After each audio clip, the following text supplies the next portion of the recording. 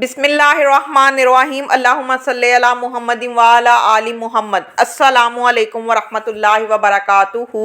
A very warm welcome to my channel. It's a humble request, मेरी video को positive mind रखकर सुने और मुकम्मल सुने। मैं यकीन दिलाती हूँ कि आपके ये 5 मिनट ज़ाया नहीं होंगे, क्योंकि मेरा मकसद किसी की भी दिल आज़ारी करना या दिल दुखाना नहीं है, बल्कि सिर्फ और सिर्फ एक सच्ची बात आपके दिल तक पहुंचाना है। ध्यान से सुने, ज़रा गौर से सुने, और अगर बात समझ में आ जाए और अच्छी लगे तो ज़्यादा से ज़्यादा शेयर करें ताकि सब तक बात पहुंचे। फजूल वीडियोस भी तो शेयर करते हो ना, आज एक अच्छी बात शेयर कर दो, क्योंकि एक अच्छी बात फैलाना भी सदकाए जारिया है। और आखिर में कमेंट करके ज़रूर अपनी राय बताइए कि आपको मेरी बात कैसी लगी, ताकि मैं जान सकूं कि दिलों तक मेरी आवाज़ पहुंची या नहीं, या सिर्फ सर के ऊपर से गुजर गई। मेरे आज के व्लॉग का टाइटल है when good deeds still make you cry, reality of the grave, the true test begins in the grave. मेरी मोहतरम ऑडियंस, आज हम एक ऐसे सवाल के जवाब की तलाश में निकले हैं कि जिसने बड़े बड़े औलिया को रुला दिया।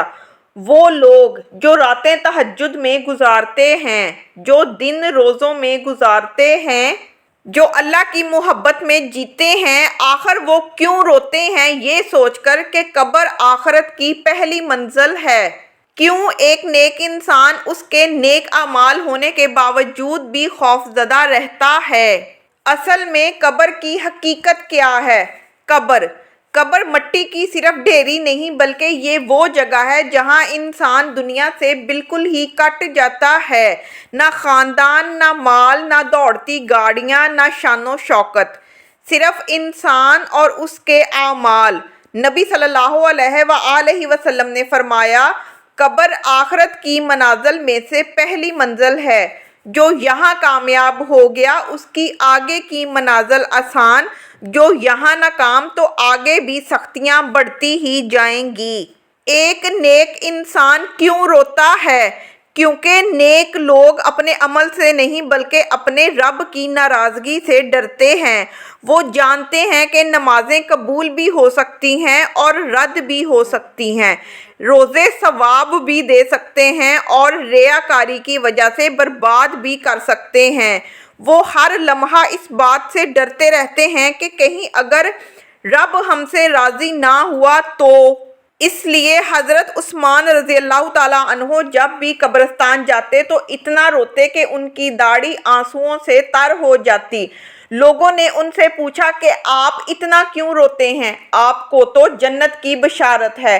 तो आप रज़ियल्लाहु ताला अन्हो ने कहा कि मैंने नबी सल्लल्लाहु अलैहि वसल्लम से सुना है कि कब्र आखिरत की मंजिलों में से पहली मंजिल है। ये वो लोग हैं जिन्हें जन्नत की बशारत थी, लेकिन हमें कोई परवाह ही नहीं। हम ऐसे जी रहे हैं कि शायद हमने मरना ही नहीं है। जब फरिश्ते कब्र में आते हैं, हर इंसान से कब्र में 2 फरिश्ते सवाल करेंगे, तेरा रब कौन है, तेरा दीन क्या है, तेरा नबी कौन है।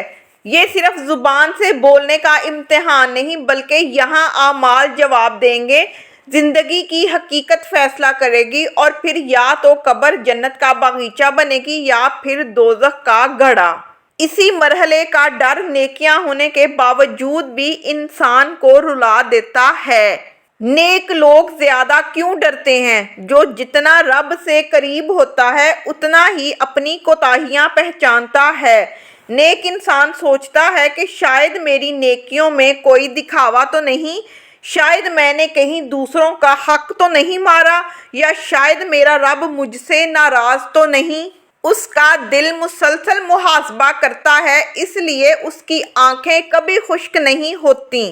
कब्र की ज़िंदगी की असल हकीकत, कब्र में या तो रोशनी होगी या गुप्त तारीकी, या कुशादगी होगी या तंगी, या तो अमन मिलेगा या अजाब। कब्र में मोमन को उसकी नेकियां एक खूबसूरत सूरत में मिलती हैं और गुनहगार को उसके गुनाह बदसूरत शक्ल में डराते हैं। قبر کے لیے تیاری کیسے کرے؟ نبی صلی اللہ علیہ وآلہ وسلم نے فرمایا قبروں کو یاد کیا کرو کیونکہ یہ دلوں کو نرم کرتی ہے۔ تیاری کیا ہے؟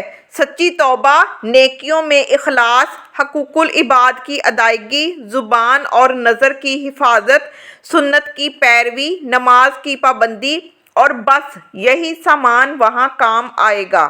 دنیا میں انسان نے بڑے بڑے محلات بنائے لیکن اس کی اصل رہائش صرف 3 ہاتھ قبر ہے۔ نیک انسان صرف اس لیے روتا ہے کہ وہ اپنی کمزوری پر نہیں بلکہ اپنے رب کی عظمت پر روتا ہے۔ آخر میں بس ایک سوال، آج اگر ہمیں قبر میں اتارا جائے تو کیا ہم جواب دے پائیں گے؟ کیا قبر ہمارے لیے کھلے گی یا ہمیں اندر ہی اندر دبائے گی؟ سوچیں ذرا۔ تو آئیے توبہ کریں آج ہی ابھی، کیونکہ کل کسی نے نہیں دیکھی۔ اور آخر میں بس اتنا ہی کہ اپنا بھی دھیان رکھیں اور اپنے ارد گرد کے لوگوں کا بھی، جہاں تک ہو سکے دوسروں کی مدد کریں اور مجھے بھی اپنی دعاؤں میں یاد رکھیں۔ فی امان اللہ۔